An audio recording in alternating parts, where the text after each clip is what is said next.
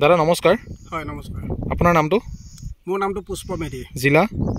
মোৰ ডাকঘৰ ভুৰবন্ধা, জিলা মৰিগাঁও। আচ্ছা দাদা, আপুনি এই চিনজেণ্টাৰ এই যে তৰমুজটো কৰিলে এইটো কি নাম? এইটো নদিয়া ৰাণী। নদিয়া ৰাণী। হয়। তো নদিয়া ৰাণী কৰি কি ভাল পাইছে? নদিয়া ৰাণী কৰি আপোনাৰ এই নদিয়া ৰাণী এটা আমি ফালি দেখুৱাইছোঁ। এই কালাৰটো আপোনালোকে চাওক, ইমান ধুনীয়া কালাৰ। মই আজি তাৰিখলৈকে বেলেগ তৰমুজত দেখা নাই। আচ্ছা হয়। আৰু খাবলৈ কেনেকুৱা? খাবলৈতো আন তৰমুজ যিমান তৰমুজ ওলাইছে সকলোবিলাক খাইছোঁ, ইয়াৰ লগত কোনো মানে তুলনা কৰিব নোৱাৰি, ইমান ধুনীয়া মিঠা। আচ্ছা, সোৱাদটো সুকীয়া। সোৱাদটো ভাল পাইছে? হয়। চ' আপুনি অন্য খেতিয়কসকলক কি আহ্বান জনাব?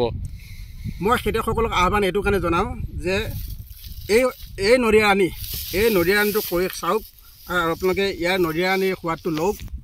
ইয়াৰ পৰা প্ৰডাকশ্যনটো খুবেই ভাল, কাৰণ ইয়াৰ 3 কেজি 4 কেজি 5 কেজিলৈকে হৈছে। কাৰণ মই এই গোটেই 4 বিঘাত মই এই নদিয়া ৰাণী কৰিছোঁ, গতিকে ইয়াৰ পৰা মই ভাল ফলাফল পাইছোঁ। আচ্ছা, তো খেতিয়কে যদি নদিয়া ৰাণী তৰমুজ কৰে লাভৱান্বিত হ'ব?